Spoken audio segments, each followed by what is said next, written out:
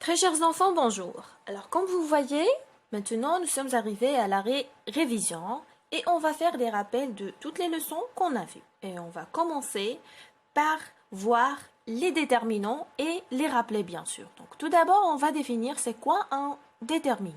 Donc le déterminant est un mot qui accompagne le nom. Il est placé devant le nom. C'est un élément essentiel, on ne peut pas le supprimer, comme on va voir dans l'exemple qui va figurer tout de suite sur vos écrans. L'exemple, un chat rata la marche et tomba dans l'escalier. Donc, comme vous voyez, il y a le déterminant 1, il y a la et il y a L' dans l'escalier. On va essayer de les supprimer pour voir est-ce que ça va donner toujours le même sens. Donc, chat rata marche et tomba dans escalier. Franchement, ça ne veut pas dire grand-chose. Et ce n'est pas tout. Remarquez quand même qu'il n'est pas toujours juste devant le nom. Comme dans l'exemple là, un joli petit lapin noir. Donc, le déterminant 1 est séparé du nom lapin par des adjectifs. Donc, les déterminants, et il y en a beaucoup, mais il faut qu'ils soient accordés avec le nom. Par exemple, avec le nom lapin, qui est un nom masculin, on ne peut prendre que des déterminants masculins.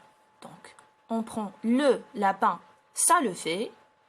La lapin, ça ne marchera pas. Donc, et ce n'est pas tout. Le déterminant et le nom doivent être également accordés en nombre. Ici, il n'y a qu'un seul lapin. Donc, on doit utiliser un déterminant au singulier. Masculin singulier. Le lapin,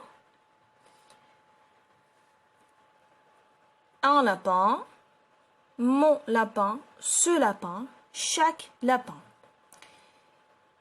Maintenant, s'il y a plusieurs lapins, donc on doit utiliser des déterminants masculins pluriels, comme des lapins, les lapins et ces lapins. Pour le nom sorcière, qui est un nom féminin, on doit utiliser des déterminants féminins singuliers, comme une sorcière, la sorcière, cette sorcière et ma sorcière.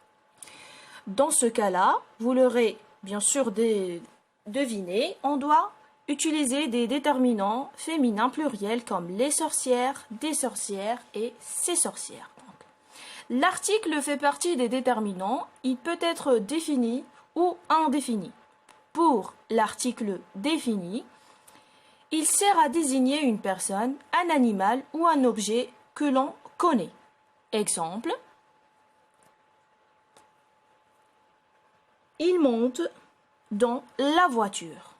Alors, dans cette phrase-là, la voiture désigne un véhicule en particulier et non pas n'importe quelle voiture, comme dans la phrase « il monte dans une voiture ».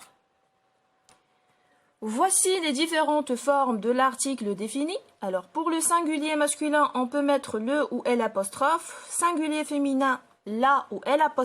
Pour le pluriel, pour le masculin féminin, on peut mettre les. Remarquez s'il vous plaît que le L' est un article défini masculin ou féminin, mais toujours singulier. Il remplace le ou la quand ces articles définis sont suivis par un nom qui commence par une voyelle ou un H muet. Alors pour l'article indéfini,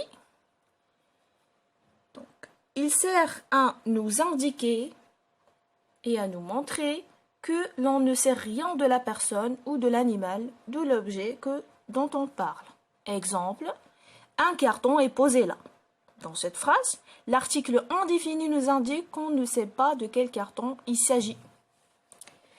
Les différentes formes de l'article indéfini, singulier masculin 1, singulier féminin 1, pluriel masculin-féminin D. Alors, on va faire un petit récapitulatif de ce qu'on a vu. Donc, on a dit le déterminant est un mot qui accompagne le nom. Il se place devant le nom, mais pas forcément juste devant. Comme on a vu dans l'exemple un joli petit lapin, le déterminant était séparé avec le nom par des adjectifs et il s'accorde en genre masculin, féminin et en nombre singulier.